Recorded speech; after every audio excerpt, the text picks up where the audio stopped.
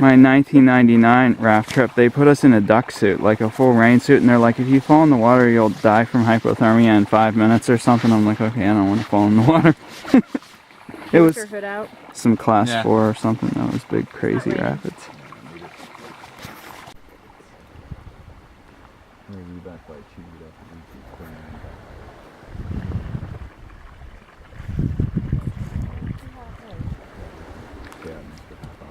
This is the Chena River, September 18th, 2015.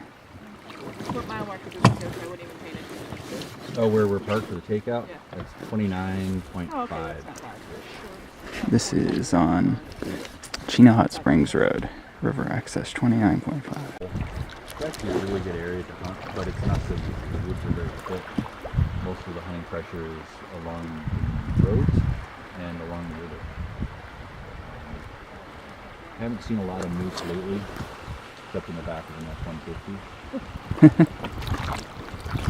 But there's a lot of moose in the area.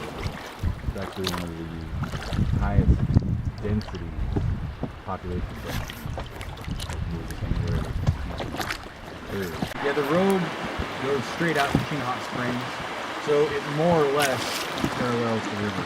The river meanders a lot, so some of these outer bends of the river, we could be a couple miles away from the road. Like on our full day floats on here, we go to a takeout that's about 1.5 miles before the one we're using today. Just a linear distance on the road. Now the time the next time it takes to float that 1.5 miles by road is like an extra 2 hours. The river is way more than 1 mile. The hunting, yes. The tree stand, yes. Having the tree stand permanently fixed on state land, questionable.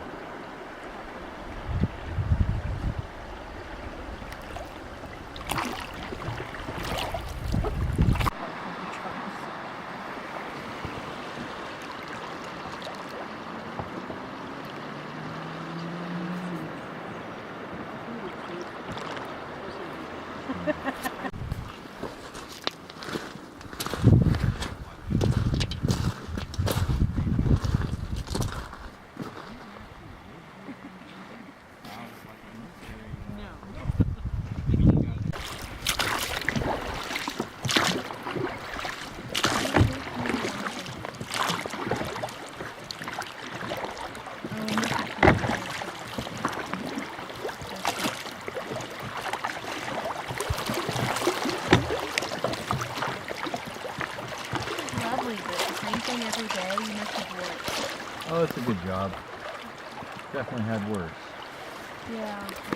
It also depends on We'll do that on like a longer, like on a full day trip. Quite a ways to the next takeout.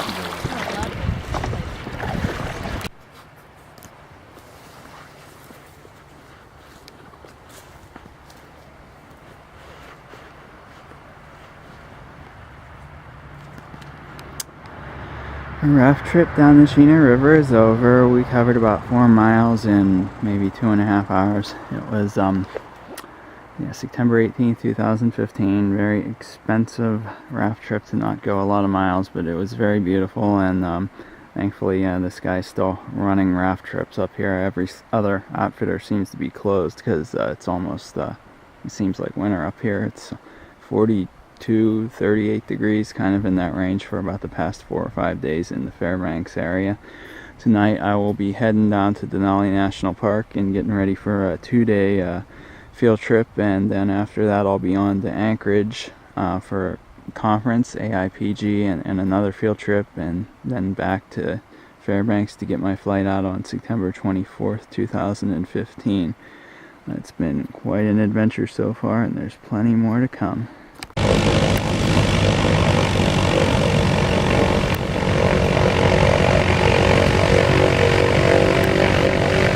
only sink down in this river 39 inches. Isn't that amazing for something this heavy? Well, I find it very reassuring looking at all of you. Because if we come to a sudden stop anywhere in this tricky river, everybody over 39 inches tall has to get out and push. We're not going to come to a sudden stop. We got the right guy driving. A stepping stone towards their success in the next thing. And so after they bonded with us and developed a lot of self-confidence, we introduced them to the older dogs, the ones that will basically teach them how to be sled dogs. And I've always considered the older and retired dogs the most important ones in the kennel because they can teach these little guys by their example. So, for instance, if we go for a walk out in the woods, the older dogs run way out in front and the puppies chase after them. And they go through trees, ravines, rocks, water, whatever. But as soon as I call the older dogs, they immediately turn and come running to me, and the puppies chase them back. So when we do that again and again, the puppies start learning two valuable skills. Number one, they learn to listen for my voice. Now that's very important when we start teaching commands, because with dogs, all commands are verbal. The teacher simply wants too long to explain to me any other mechanic in the same way. But the second thing, and I think by far the most important thing they learn, is to always follow the lead dogs, because those are the dogs that safely bring them home. And they need that skill when they go on harness for the first time. Well, now that must be an interesting day, because are they a certain age or a certain weight? How do you determine they're ready to join the big guys on the gang line?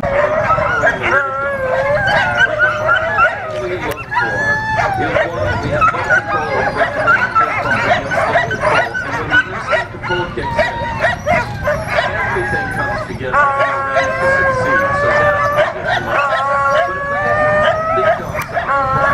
we've been training with earlier on the walks in the woods.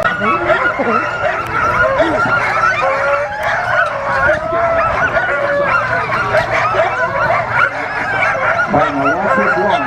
Listen to what he says. All right, that's all we say. All right, and there they go. We're going to start the clock. Now, you notice we didn't say lunch or much.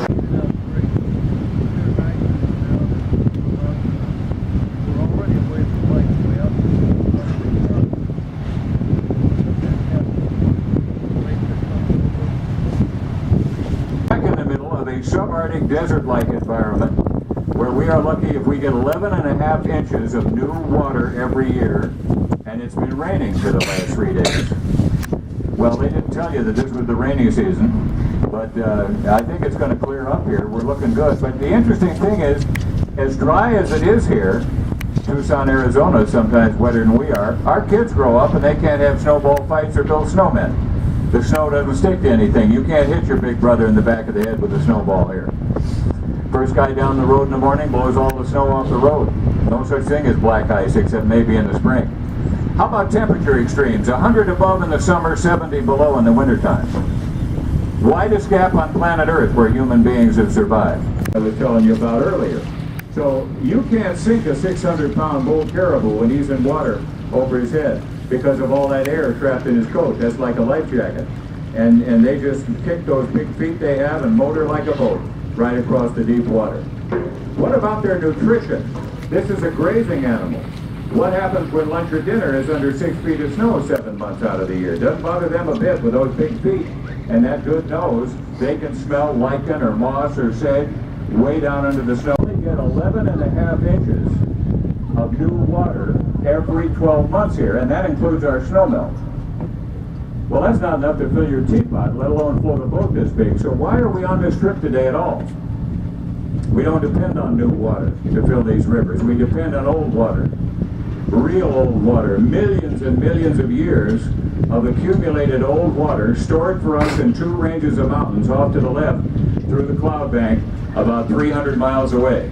The Wrangell St. Elias and the Alaska Range. 100 rivers of solid ice inhabit those mountains. 100 magnificent glaciers. Now on a summer day, if it's 80 above, you put an ice cube on the sidewalk, what's going to happen? You're going to get water, aren't you? When it warms up, the glaciers begin to discharge and fill this great big river up ahead of you with rock soup. Because in their solid state, glaciers advance and retreat. Advance and retreat, advance and retreat, crush the mountain rock underneath them into talcum powder like dust, so soft and fine you dry it out, rub it between your fingers, you can't even feel it. I don't know on the video if you're able to see any change in color, but off to the right, you'll see how This is tall the it is. Tanana I River. always kind of look for the cut banks and the receding banks, and actually the more current that you see out there, the easier the water is to read. But for now, we're just going to go ahead and turn around and head back to the fish camp. Okay, it sounds good. Now you see this channel on the right looks inviting, but it's not moving very far on certain days. Families will use the fish wheel. We're going to put a video in here to show you how this thing works. It's homemade out of chicken wire and white spruce poles. They put it close to the bank because that's where the salmon are swimming, so they don't fight the current. And as those baskets are turned by the current, salmon are coming the other way, there's a collision. Up they come, and the short ends. There's the salmon being gently rolled down the chicken wire into an upturned trough that's angled, and he wiggles down into the box on the side. Only certain hours. Here in Fairbanks, and then 1 year back in Old Cross, and the rest of my life we lived here in Fairbanks. This invitation to talk about subsistence is 8 miles away from his village of Galena, and I learned to cut fish when I was still pretty little.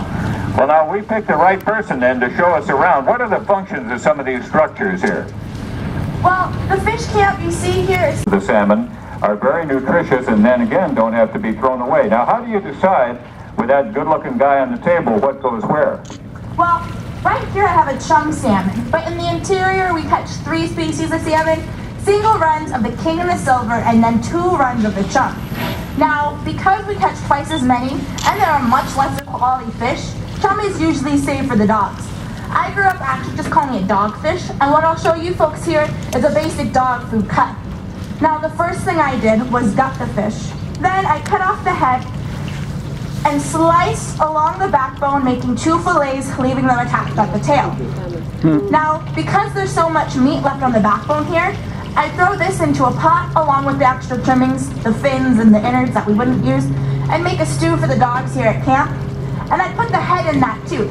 But if this were the head of a higher quality salmon, like the king or the silver, I'd use it to make fish head stew, and that's a delicacy that we serve to our elders. Quality salmon, like the king or silver, then we clean, bone, and scale that really well. My grandfather likes to follow this same cutting process, and he calls that eating fish. But other families will even cut their salmon into thin pieces called salmon strips, or you can even can it. Any way you prepare it, when you're using it for people, you want to brine it first, usually with brown sugar, water, honey, and salt, and then you don't smoke.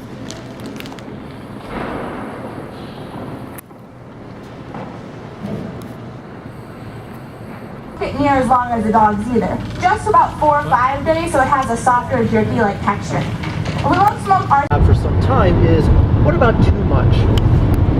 Is it actually possible to overstimulate the developing? And right behind the headquarters sign, or to its right, you'll see a big glacial erratic. Granitic rock, and so that thing has traveled at least tens of kilometers to be placed at that spot.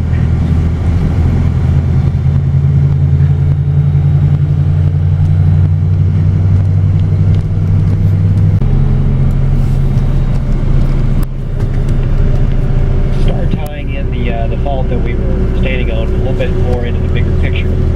So, kind of depending on who you talk to and which day you talk to, I'll describe that fault as the Park Road fault. Sometimes I'll describe it as the Hines Creek fault. The Hines Creek fault is definitely mapped coming through that area. We don't know if that one little fault, particularly those of you that might not be familiar with Mirror Paralleling right now. On the south side of that Hines Creek fault, we've got the Kingston and in some places along the Mark McKinley terrains here. And they are a mismatch of all kinds of sedimentary metamorphic rocks that's been intruded. Talk about the geology here. And reevaluate over time a little bit. And we may go for a short walk here.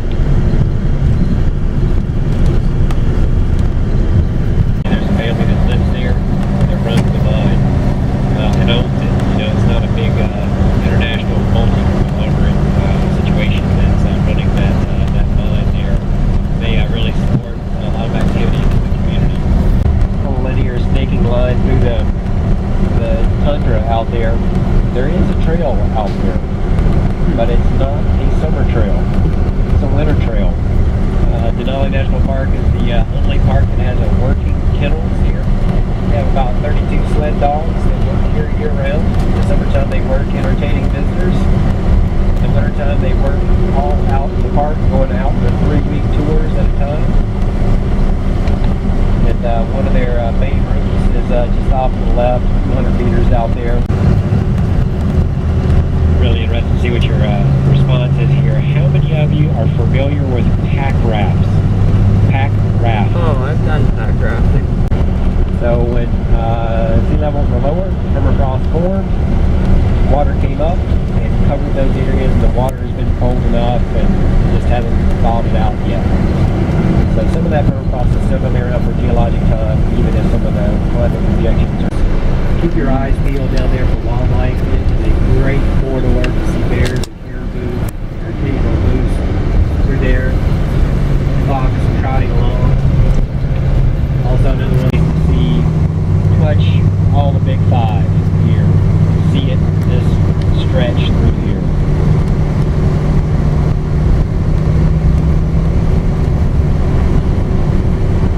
Show you how much the animals have become accustomed to buses on the road. Video. And the safety that's provided through that because the humans don't interact with them. Right. No, Because they're being good people on the buses. There's some theories around, thus far unproven, that it's a grizzly sow, bear. Bears with cubs actually prefer the road corridor, and sometimes even campgrounds, because the males will kind of force them out of some of the better habitat, and they'll kind of seek to try to get ahead of the best situation for us, and we were having what appeared to be more and more of those situations. So we had this debris slide. Geology team comes out here, is taking a look at this. The road graders are working to keep the road open, and yeah, you're welcome. To keep the road open,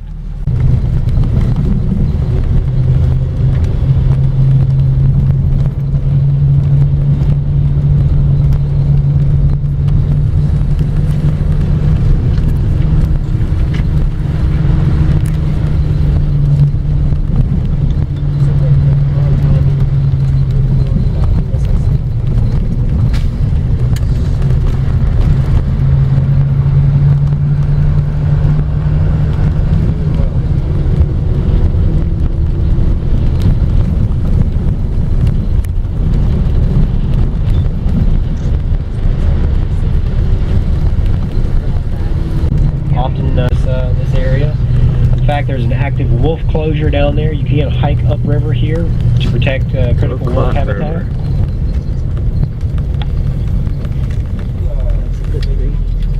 Yeah, it's a beautiful river.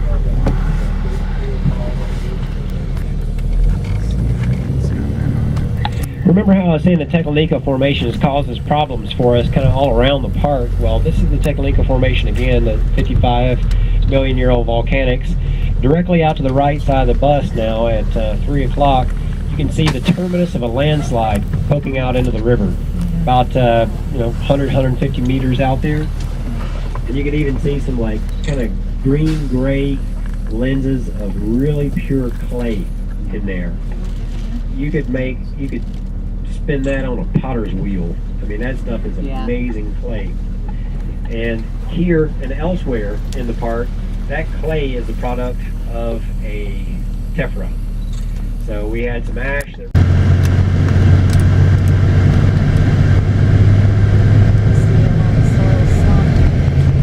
Oh yeah, there's the big landslides over there.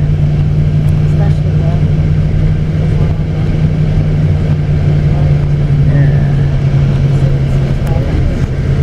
It just dropped like a block. I wonder if like the top layer of permafrost melted and it just went.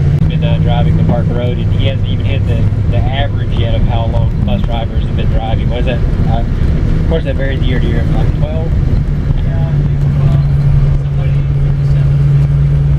They got some folks been driving for 37 years. Quite a few people, or several people, 30 plus years, and a lot of folks 20 plus years. So yeah, we start climbing up from the east fork of the Tech, around 3,000 feet, and climb up quite a ways.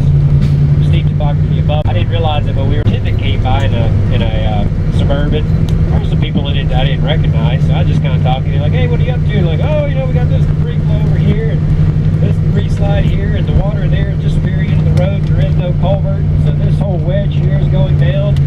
Folks kind of started looking a little pale in there, and it's like, "Hey, what are you up to?" I'm like, "Oh, well, we got some folks here from rain here on." We're like full body shaking, you know, like talking to them.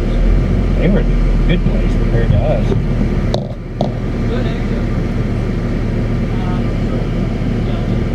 Super good rock climber. So yeah, looking out the side of the window here on the right side, we've got some of the rhyolite from the tech. And now the dance starts between people that are not yet trying to ride.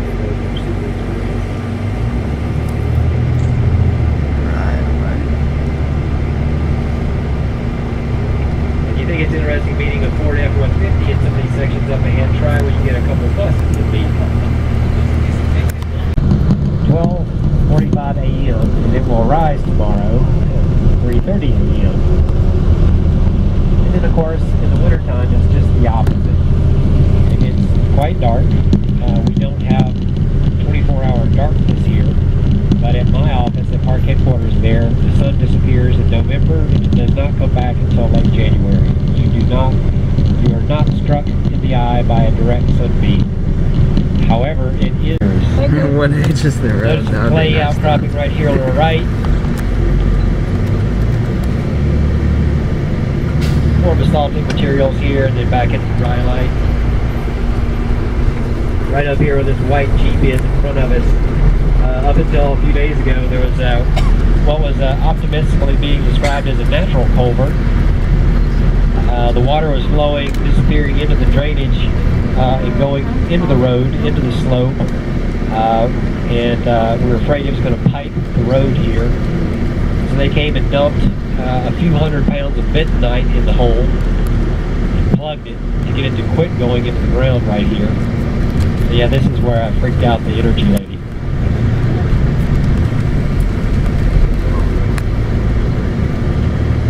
We're going to come back and walk this section. Oh, nice. So we're coming up on Polychrome. I hesitate to call it rest stop. There used to be facilities here, but they're not. They're facilla bushes. I'm going to find one. Take this in the right way. You're welcome.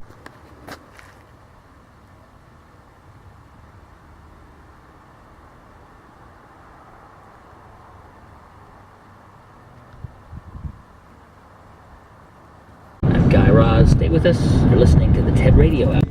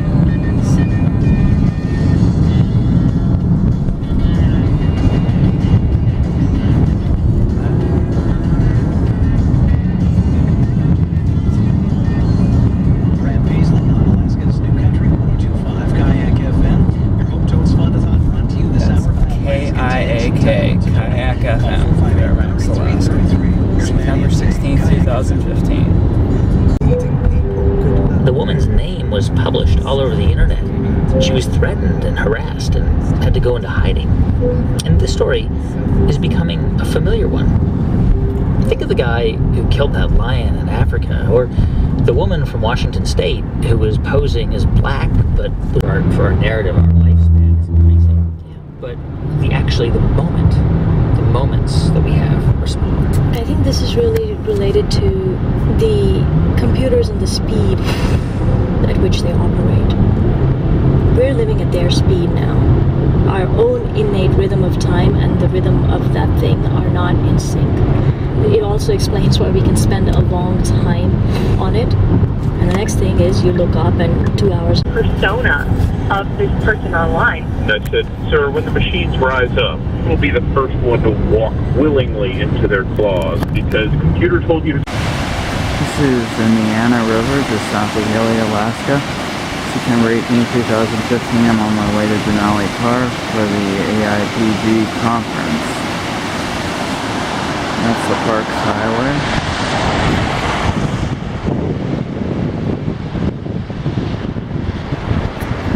Think that you can do under the Northern Lights to be fortuitous for potential children that are in the mix.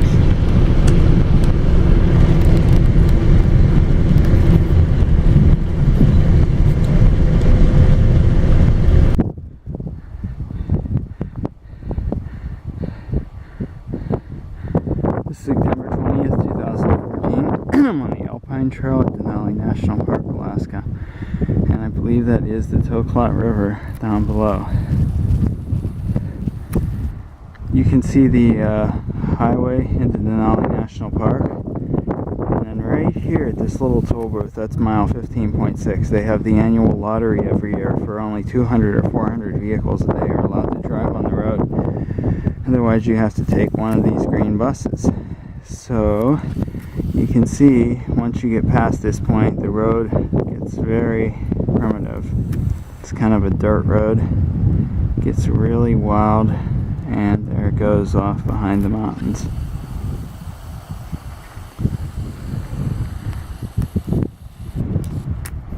You still can't see Mount Denali, but I think it's getting close. Just some other mountains around here and directly behind me.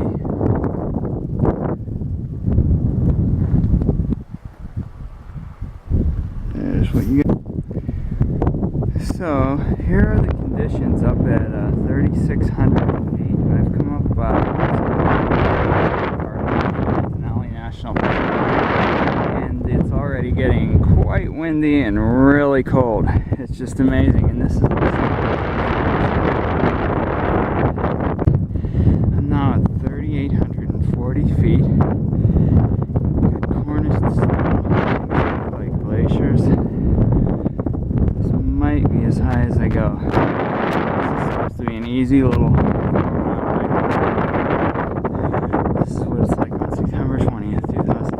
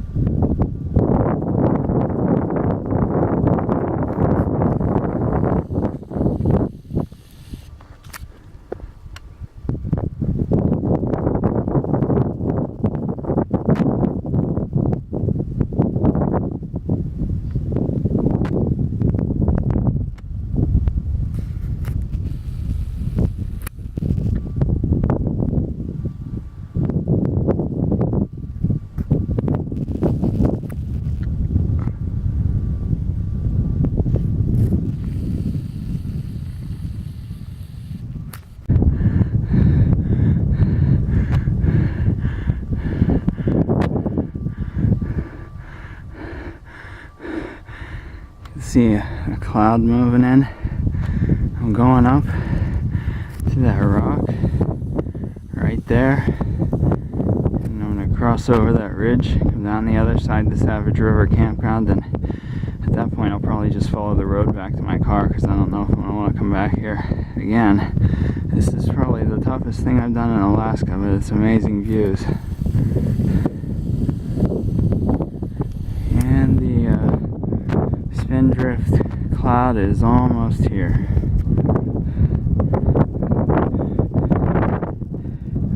I'll just keep running this as it comes through just to give a sense of what's about to happen here. Beautiful valley is just kind of disappearing.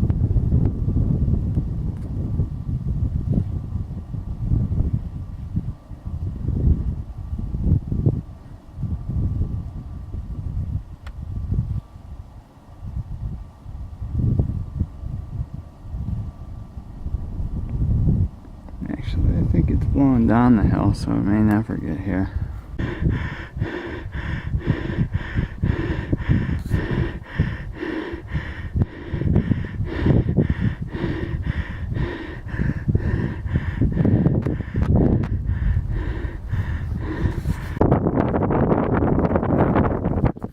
Okay.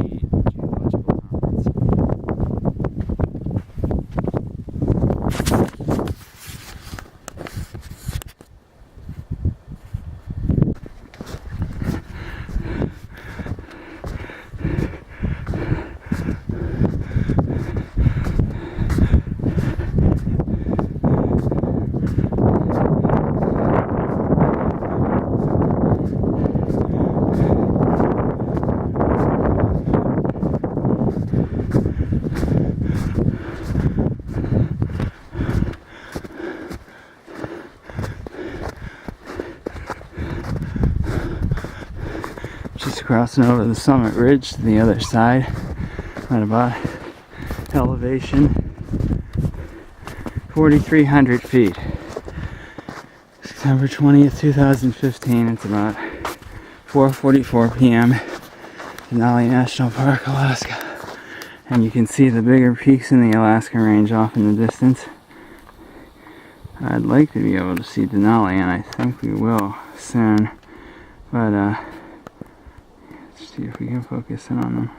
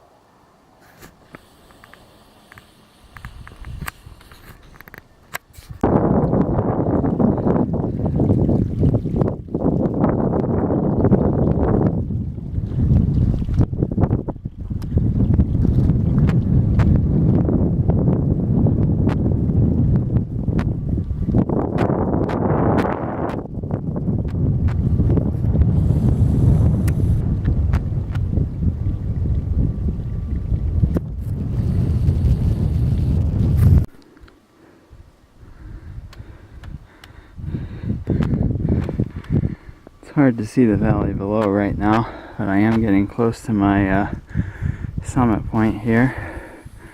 I'm looking for that rock. I can't even see it in here, but there's a rock up there.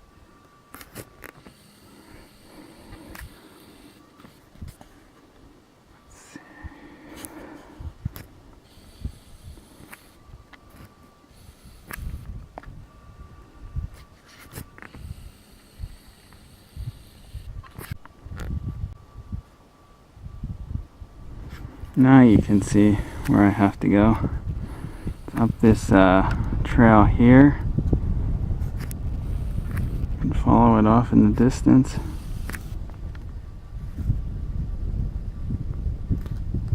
Yep, basically it leads up to a rock up there. It's very clear.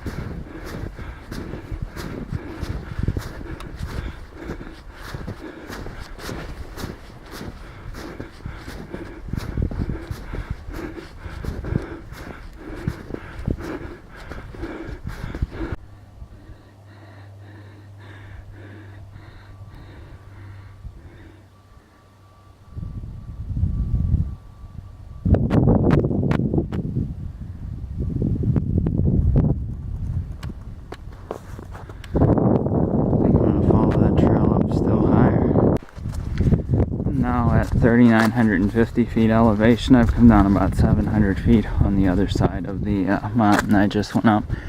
I'm thinking I'm going to hit the road here at the campground and then follow the road a few miles back to my car to make a loop, since this is a one-way trail and it seems like the side I come up was a lot harder and icier than this side.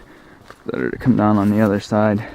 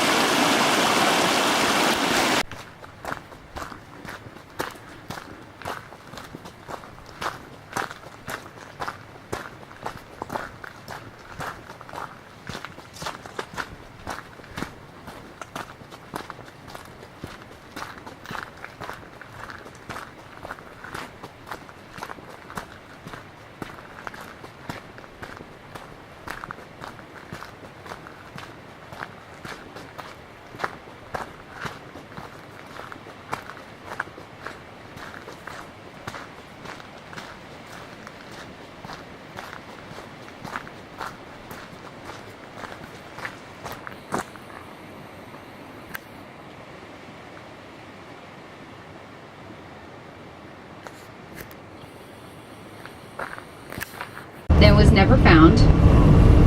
And the pilot and an aide were also on board. The four were heading to a campaign fundraiser for Mick Begich. There was an enormous search. The Coast Guard, the Navy, the Air Force were all involved in trying to locate the plane, and they never did. And they looked for about 9 days, it says. No sign of the crash was ever found either, and it was they were declared deceased on December 29, 1972, and that accident is actually what prompted Congress to pass a law mandating emergency locator transmitters in the United States.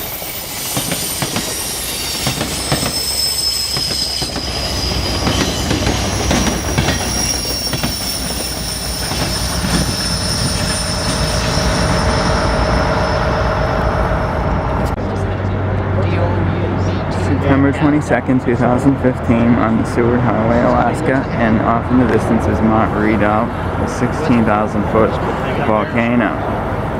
It's up here, didn't bring one. There it is. It's this huge volcano. Woo, there it goes. And that's Turnagain Arm right there. Pretty good in those? Yeah, there's a bunch of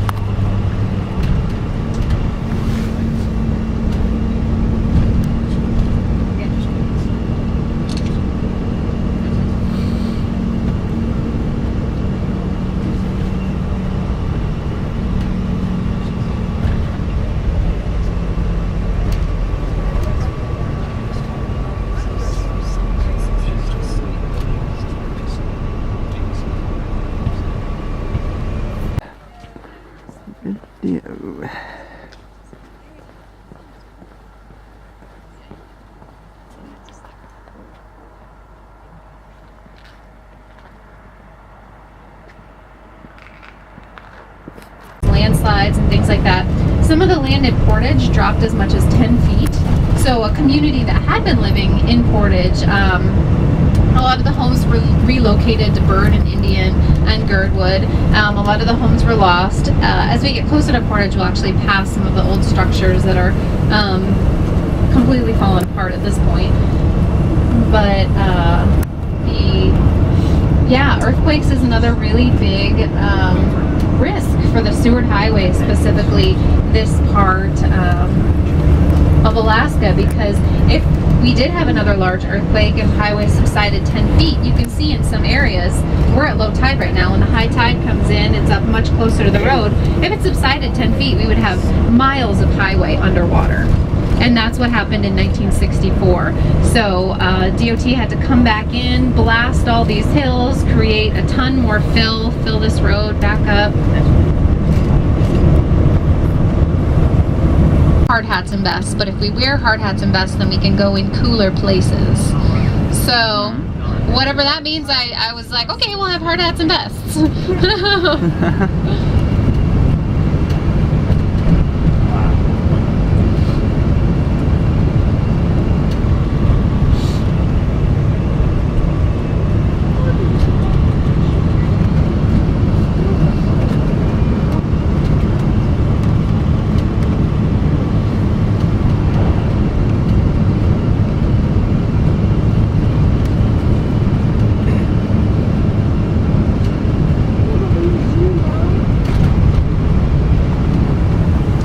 There's a trail over here kind of paralleling the road. That's the Trail of Blue Ice. It's I think it's about 7 miles long now.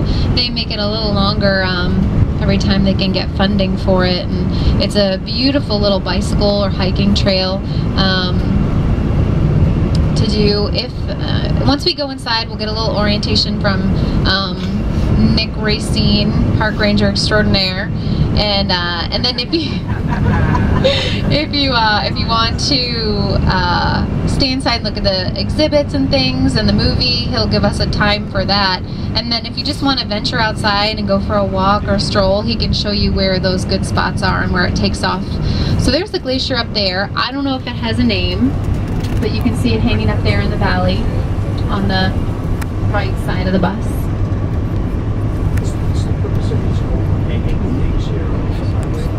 Oh, I'm not exactly sure. I think it has to do with the snow. Snow? Yeah, but I'm not sure what exactly. Nick Gracie out extraordinaire. He should know. He should. Yeah. Does he commute down from Anchorage every day? Yeah. So Nick, my husband, who runs this visitor center, him and Leslie Murray, they both live in Anchorage and they commute down here every day. So you can imagine how much I love him driving on like the most dangerous highway twice a day. It's a long drive, so you know, an 8-hour workday automatically becomes like a 10.5-hour workday, but that you don't get paid for to drive. But we prefer that over living in Girdwood or one of the smaller communities that we passed, because they are like Portage, more frequently cloudy, and so we live in Anchorage because we want some sun, we want some summer. You can just bear and photographs. Let me see if I could even find any of the ones that just wanted. Yes, but you know, when I last saw it, we were about 62 degrees north of the equator. Well, we come up there. Yeah, the pole is nice. Yeah, they're pretty far. We came a little south. Yeah, it worked out perfect. There we go. That was really. During the construction, the railroad had a portal building out here originally, and they tore that portal building down. The railroad had a problem with the portal building. It used to have quarters on it, but due to the weather, the wind was blowing the rain through the concrete block and deteriorated the portal building. So they only used it for a couple of years. You can see the Star Trek panels here that are in place. They're that we use. That's got the rail embedded in it. Oh yes, look at the like he's taking a picture. When you get this, sure. Oh, no, I'm just doing a video.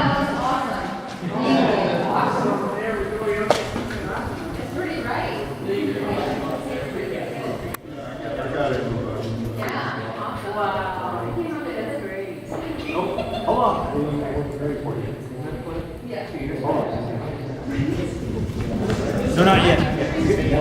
This is the longest tunnel in North America, the Whittier Tunnel. Okay. It only took trains the last time I was here in 1999. I think you guys know a canal is a human-made.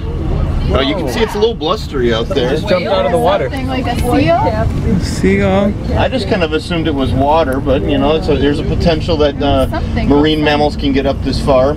But a canal, you know, is a human-made channel that's been filled with water. This was not made by humans. It's a glacially carved fjord. Yeah. See the light color? I do see that light color. Blue, yeah. I don't know if everyone see that light color. In here last week.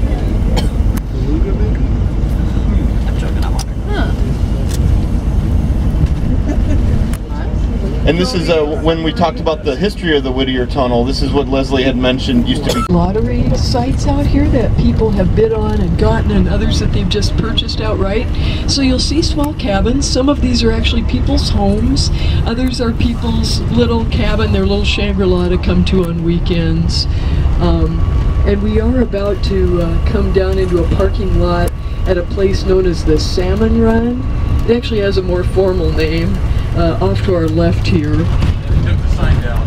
Going down. Yeah. Oh no, we can go on. Oh, we're gonna go further. Nice, Gordon. Up there to the overlook. That's for people that want to take photos. Yeah. Excellent.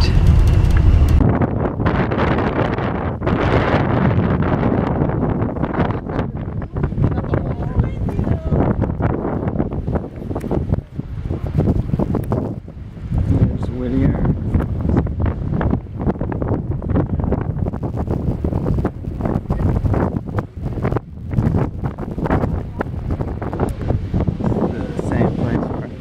Sea kayaking in 1999.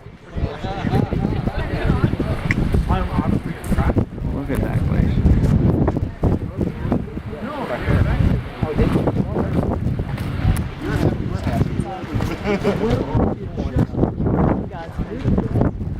There's a high-speed cruise boat. There was all waterfalls on that.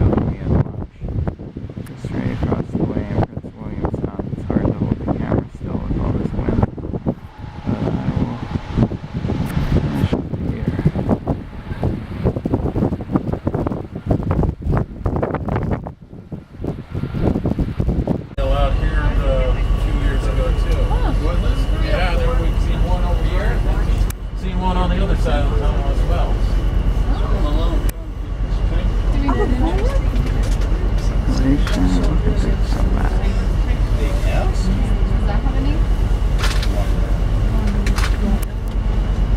was gonna say farmer. That's already been said. You weren't paying attention.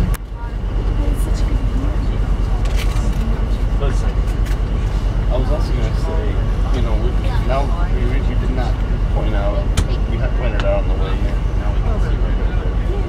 Margaret Glacier, and it's a See how close this thing goes. That's pretty close.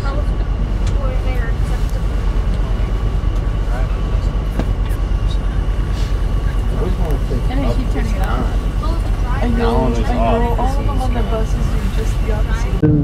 Most of the stores would like to have their trees ready to be sold beginning of December. So definitely the last 2 weeks of November are super busy, and the first 2 weeks of December are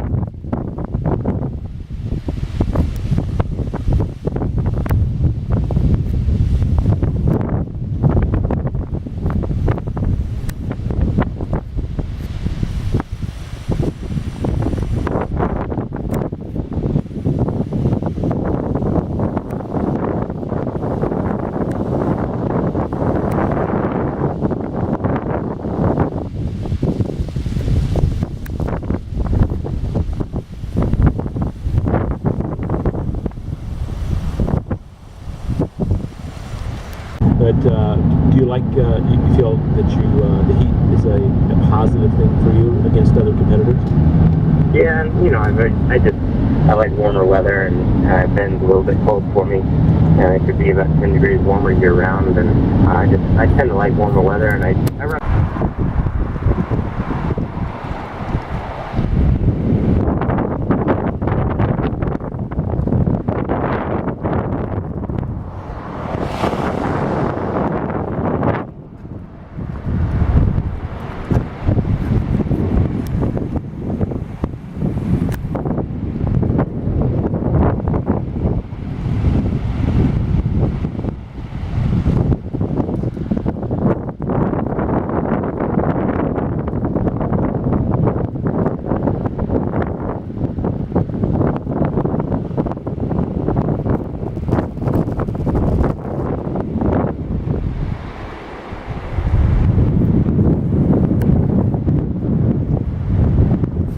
getting in the work that they need to do in order to improve and stuff like that. So as someone that's at such a high level of training that you execute, where does a coach like Max King go for coaching advice? A lot of different places. I can back it up, and I think that's what we're still reaping the benefits from that, and seeing that the basics that we had in 1970 are still the basics today, and it works. And now science is starting to back up those principles and stuff. So we talk about, I'm sure, just around your running groups, and I know certainly about around my running groups, we talk about how much ultra running has changed in the last few years. Where do you see ultra running as a sport in the next 5 years? That's funny. This is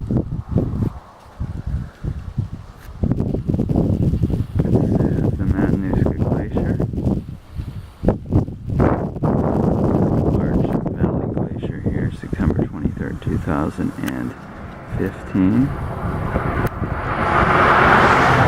On Highway 1 between Glen Allen and Wasilla, I believe it is, Alaska. Heading back to Fairbanks to get my flight out.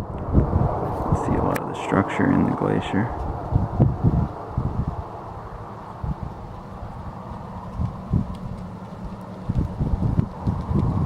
There's some crevasses.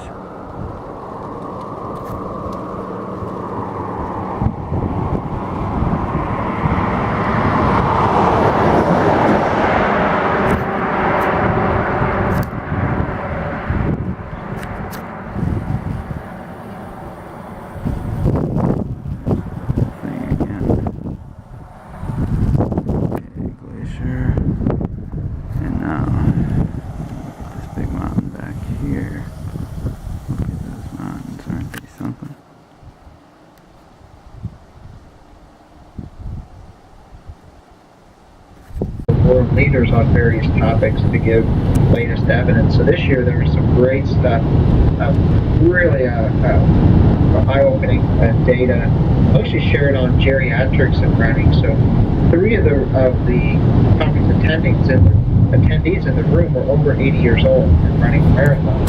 Irene Davis is up at the Spalding Rehab Center, one of the leading researchers and clinicians in minimalist movement and in running medicine in general.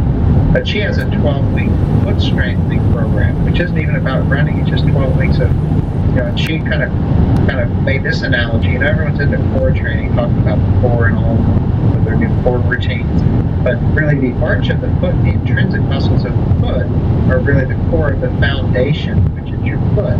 So she has people do heel raises and different exercises for the intrinsic muscles, being all those arches.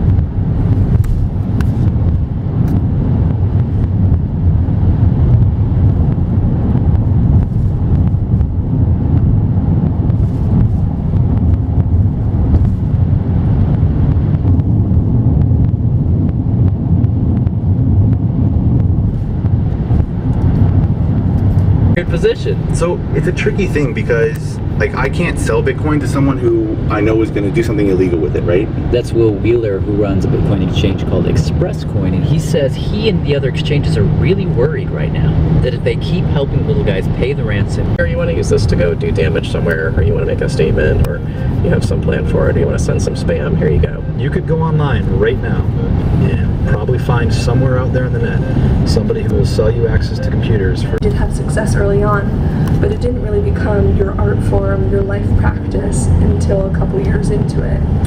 Yeah. And I can totally relate with that with yoga for myself.